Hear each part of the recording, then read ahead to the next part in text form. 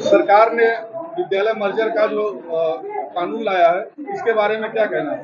Samajwadi party इसके सख्त खिलाफ है और ये पीडीए परिवार के गरीब नौनिहाल बच्चों को शिक्षा न ले पाए उससे वंचित करने का षड्यंत्र है।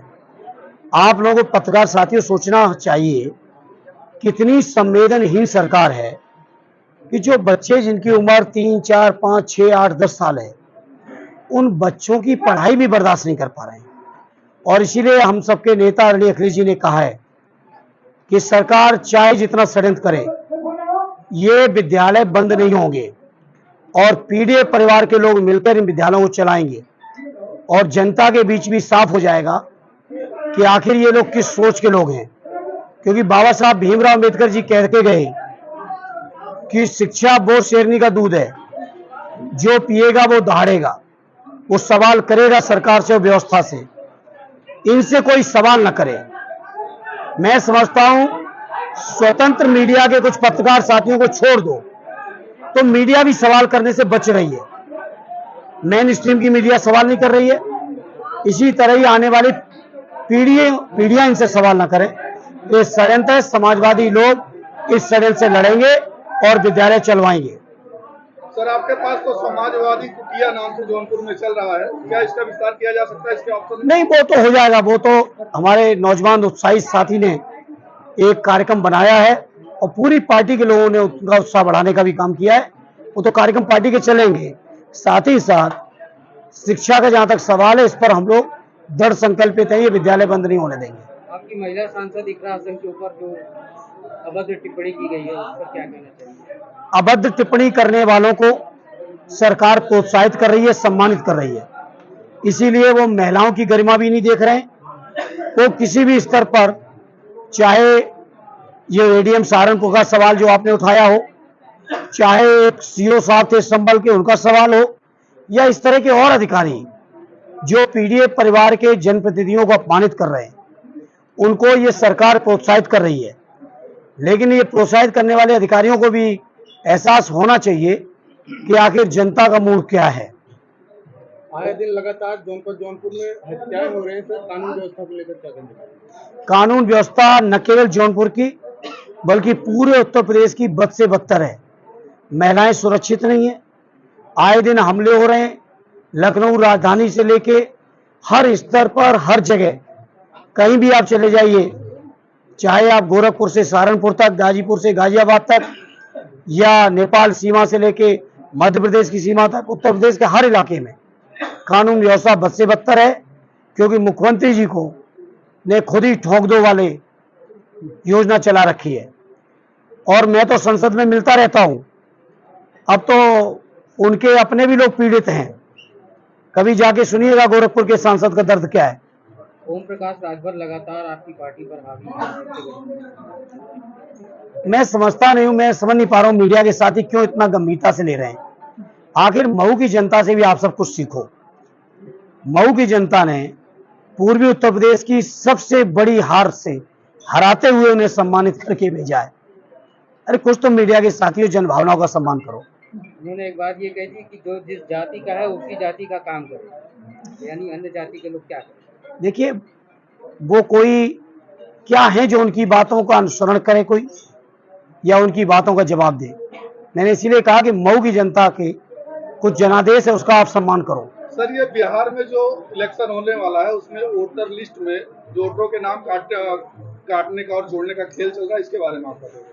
इसके बारे में समाजवादी पार्टी आदरणीय राष्ट्रीय अध्यक्ष जी के नेतृत्व में बहुत मजबूत लड़ाई लड़ रही है और पूरा इंडिया अलायंस या पूरा विपक्षी दल, आप देख रहे हैं पिछले 4-5 दिनों से, पिछले पूरे हफ्ते हम लोगों ने संसद को इसी मुद्दे पे ठप रखा।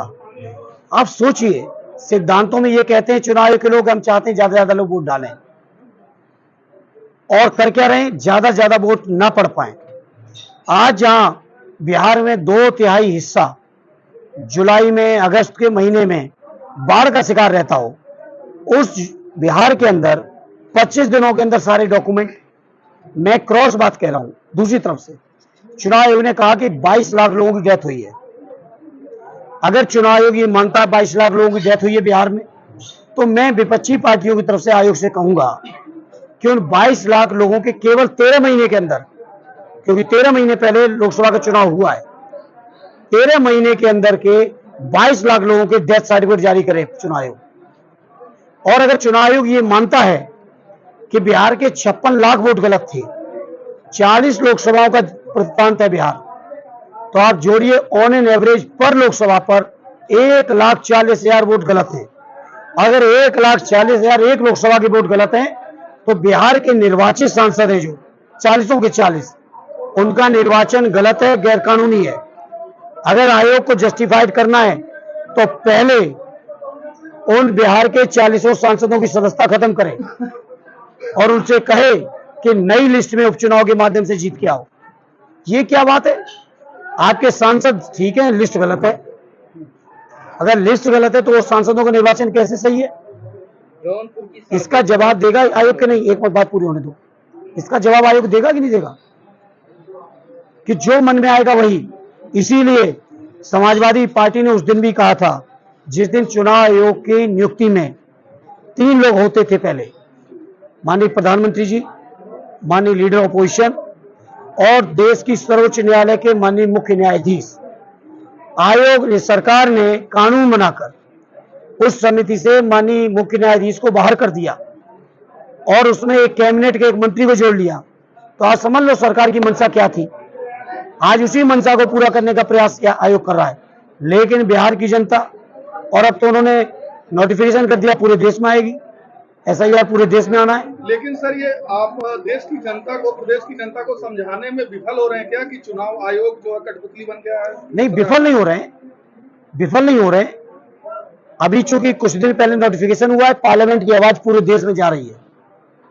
और भी तरीके से जो भी इस्तेमाल करना पड़ेगा उन तरीकों से इस्तेमाल करके जनता को सच्चाई बताएंगे। और देश की जनता जानती है, प्रदेश की जनता जानती है। लोग हम लोगों से, जनप्रतिनिधियों से कहते हैं कि हम तो अपने वोट डाल देंगे, गिनवा सही से लेना। आम आदमी कहता है, गांव में बैठा हुआ आदमी। और इस चुनाव में भी, लोकसभा के उपचुनाव, पिछले चुनाव में उत्तर प्रदेश में 5 सीटें बेईमानी से हराई गई हैं। और वोट काटने के माध्यम से और तरीके से हथकंडे अपना के अगर बेईमानी नहीं होती तो इंडिया गठबंधन कम से कम 60 सीटें जीतता अपने उत्तर प्रदेश में। और आज दिल्ली में NDA की सरकार ना होकर UPA की सरकार, इंडिया अलायंस की सरकार होती। सर, जैसे आप पार्टी और कांग्रेस पार्टी में हरियाणा और दिल्ली में आपस की लड़ाई की वजह से क्या भाजपा जो है सरकार बना पाई है?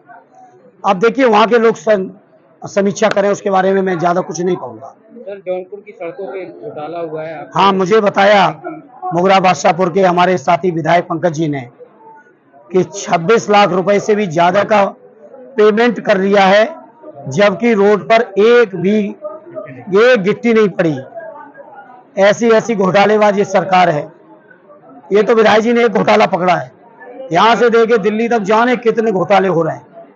आपके विधायक और हैं जो अखिलेश यादव मुबारकपुर के, उन्होंने भी एक मुद्दा उठाया था सदन में कुछ साल पहले। मड़ियाऊ की एक सड़क है, उस पर भी कुछ नहीं हुआ, मुसार बस्ती से। अब ये बात आप बीजेपी के लोगों से पूछो, उन अधिकारियों से पूछो जिन्होंने पेमेंट किया है।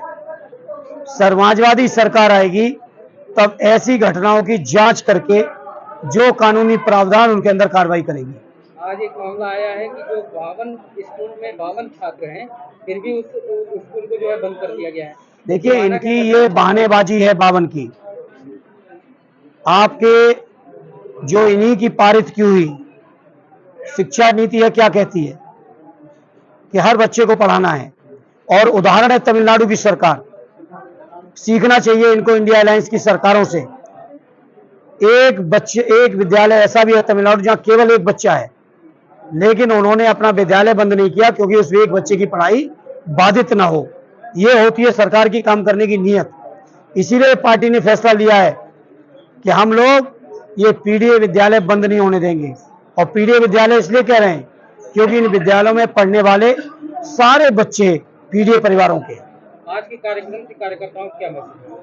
कार्यकर्ताओं में बहुत उत्साह है।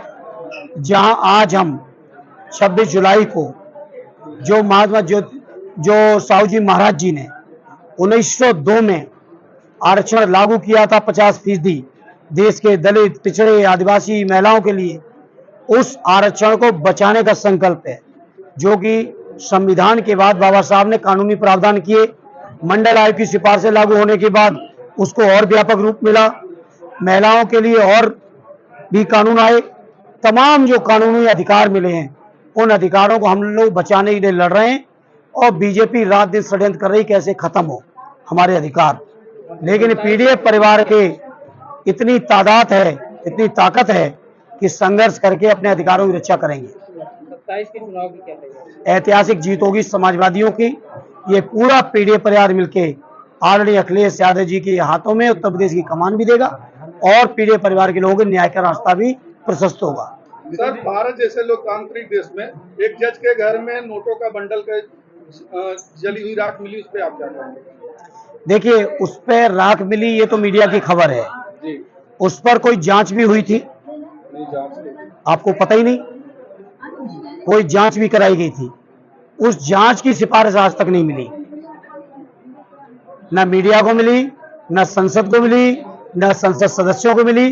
तो जब तक जांच की रिपोर्ट सामने नहीं आती है तब तक हम इस मुद्दे पर कोई भी प्रतिक्रिया नहीं देंगे। लेकिन सर, इससे क्या संदेश जाता है देश में? भाई, संदेश की जांच की रिपोर्ट क्यों नहीं सरकार बाहर कर रही है? सवाल ये है।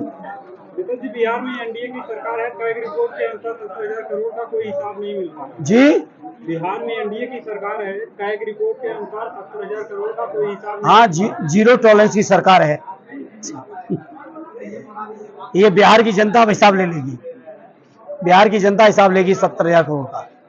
जिस तरीके से पूरे विपक्ष चुनाव बहिष्कार की बात कर रहा है, क्या इससे जो है चुनाव आयोग झुकेगा?